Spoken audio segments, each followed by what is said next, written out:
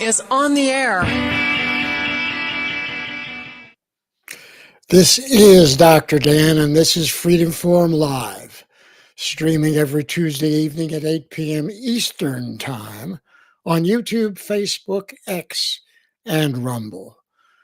Tonight, we are seeing a forceful and dynamic revival of the Monroe Doctrine of 1823 in modern times by President Donald Trump. The Trump corollary to the original Monroe Doctrine is meant to justify stronger U.S. actions in Central and South America, obviously to prevent external powers like China and Russia from gaining influence, thereby enhancing the security of the USA, our country. So, my friends, it's time for a little history lesson.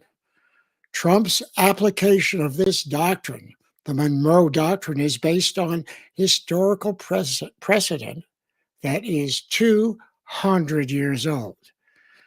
The long-term impact was that the Monroe Doctrine became the cornerstone of U.S. foreign policy in the Western Hemisphere. It later expanded and was reinterpreted to justify U.S. intervention in Latin America. Influenced policies, that's what it did. It influenced policies like the Roosevelt Corollary, which asserted that the U.S. had the right to intervene to maintain order. Now, in modern relevance, it's not really law, but more historical influence. But still, the Monroe Doctrine is referenced symbolically when discussing U.S. influence and foreign involvement in the Americas. So it's important that we kind of understand the basis of this doctrine, how it came to be, and how it's been used. At first, the United States, in 1823, the United States did not have the military strength to enforce it all by itself. And we were fortunate that we could depend on the British Navy, which also opposed European recolonization of the Western Hemisphere.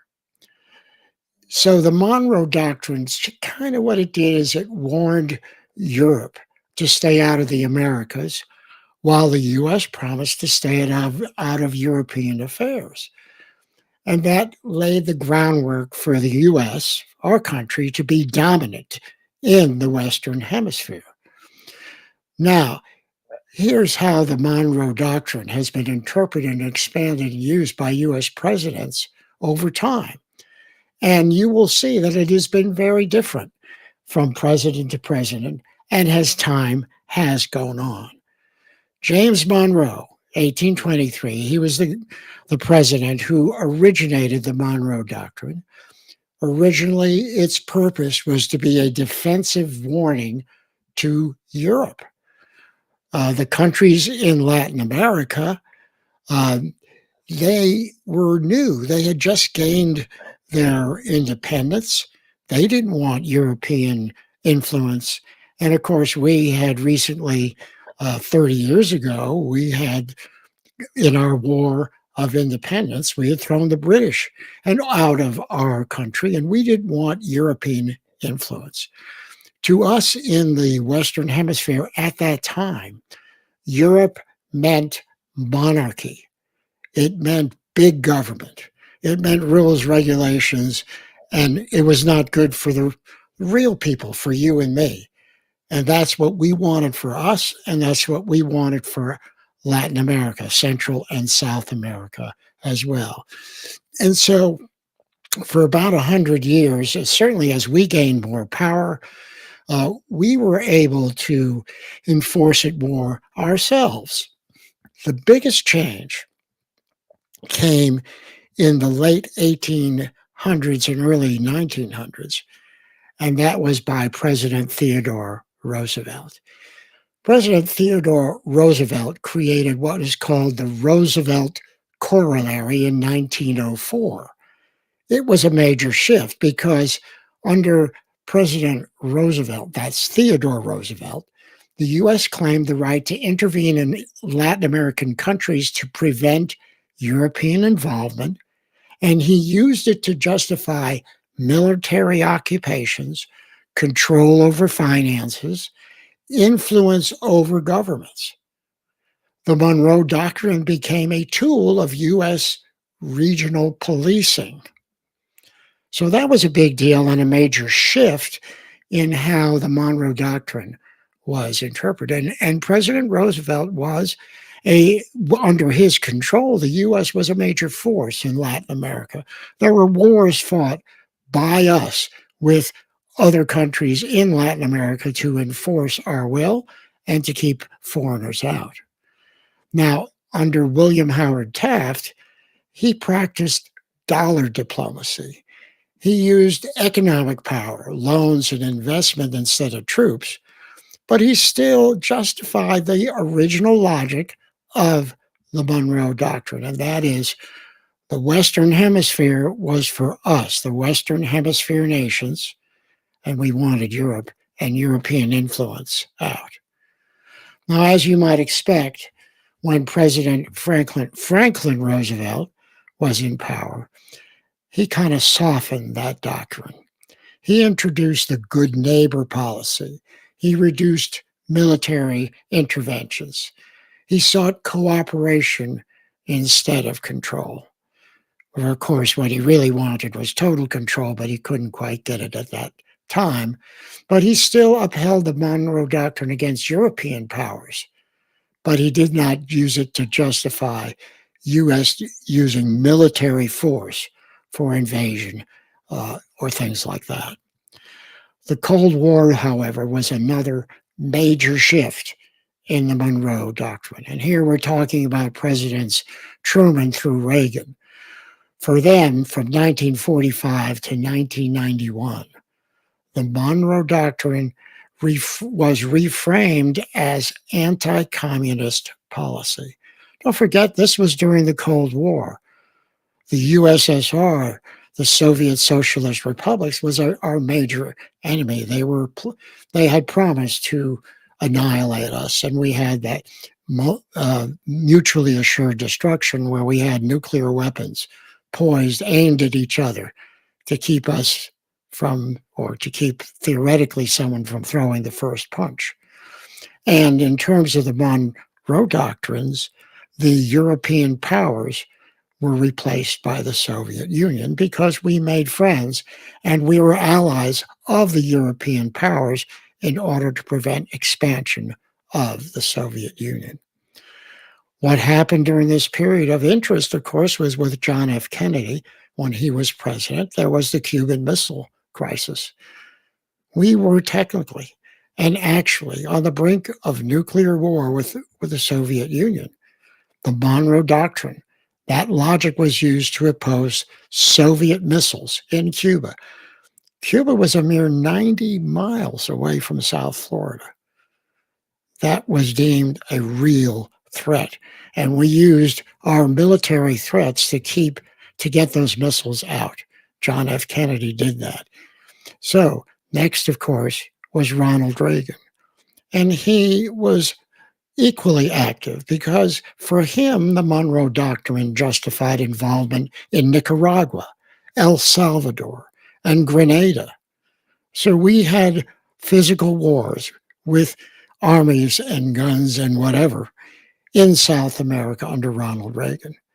And that was all based on the doctrine to block Soviet influence directly or even indirectly. Now, after the Berlin Wall came down and the Cold War gradually dissipated, the 1990s through 2010s, Bill Clinton and Barack Obama, they used the Monroe Doctrine a lot less. There was a shift toward trade agreements, this diplomacy, multilateral cooperation, which of course caused the ability of our national enemies to become more involved in Latin America, which was not good for us. That's too close to us. With Donald Trump, he changed course 180 degrees, as you might expect. He used the Monroe Doctrine to justify pressure on Venezuela, Cuba, Mexico, Nicaragua. And it was all framed as opposing foreign influence, mainly Russian and Chinese, in the Western Hemisphere. He recognized, as we should also recognize, that the influence of Russia and China in our hemisphere is a negative. Now, let's be realistic about it. Back in 1823, there were no telephones, there was no airplanes, there was no fast way of getting anywhere. If you wanted to speak to someone, if you were in New York and you wanted to speak to someone in Boston, you had to get on a horse for 3 days. If you were in New York and you wanted to have business dealings in Europe, you had to be on an ocean boat for 2 weeks to get there. So things were a little different than they are today, obviously. But nevertheless, that is why it is even more important that we exert our presence and our influence, even our military influence, to keep our enemies, Russia and China, out of the Western Hemisphere. So, how did this look from a historical point of view? 1823, basically, the doctrine was used, warning Europe, stay out of the Western Hemisphere. In the early 1900s, it was justification for U.S. intervention. In the 1930s, cooperative diplomacy. During the Cold War, anti-communist containment. And then the 2010s to the 2020s, selective revival. And of course, now, our president now has transformed the Monroe Doctrine from a defensive warning into justification for U.S. dominance, intervention, restraint, and more recently, strategic influence in the Western Hemisphere. Why is this all important? Because in today's times, last week, we invaded Venezuela in order to take Maduro and his wife, the unelected, or maybe once elected, but the now dictators, vicious dictators of Venezuela, to capture them, arrest them, and bring them out of the country in order to free Venezuela to be run by a president who was elected. And that is where they are now. So what happened in about 30 years in Venezuela? This timeline should be very instructive to all of us. 1992, Venezuela became the third richest country in the Western Hemisphere. In 1997, it became the second largest purchaser of F-250 warplanes from the United States. But then it all happened because in 2001, Venezuela voted for socialist presidency, a socialist president who promised income equality. In other words, he said, we can no longer tolerate income inequality. Everyone's going to have equal income. Well, of course, when they say that, it's equal income that is very low, very livable, barely livable. And of course, the power, the people in power, the ruling class, they live very well because they take from everyone else. In 2004, they privatized healthcare and it became completely socialized. 2007, all higher education became so-called free. In 2009, the socialist government banned private ownership of guns, taking away anyone's ability to defend themselves against anything. In 2012, Bernie Sanders, our own elected socialist, he praised Venezuela for what he called their American dream. Well, of course, that may be his American dream, but not the American dream of the majority of Americans. And then it all devolved into dictatorship because in 2014, opposition leaders began to be imprisoned. If you opposed Maduro and his government, you ended up imprisoned, tortured, or murdered. And then in 2016, food and healthcare shortages became widespread. And in 2017, the Venezuelan constitution was suspended and elections were suspended. And in 2019, unarmed citizens were massacred by their own government. A 30-year progression from a prosperous nation in 1992 who took a leap towards socialism and found out that socialism only lasts as long as other people's money lasts. And then the large, big government takes over, and it becomes, from a socialist government, it becomes a dictatorship in which people are killed for opposing the government. It took only one generation of progressive leadership to plunge Venezuela into a civil war. There are many lessons to be learned from the history of Venezuela. Many lessons indeed. Everything that happened in Venezuela over 30 years is happening here in a slower progression. Government grows by promising free stuff. It grows by promising free stuff to the recipient class and taking it from the provider class. And when you have that kind of a division, you turn brother against brother, sister against sister, and that allows the government to take power. We have generations of veterans and patriots who have fortunately slowed down that natural progression of socialist government to dictatorship. But as we get old, our generations get older, as we pass away, before we do that, it is our duty to teach this to the young, brainwashed generations who are ignorant of history. They're ignorant of the history we know. But fortunately, we have Venezuela right now that we can use as a real-time example.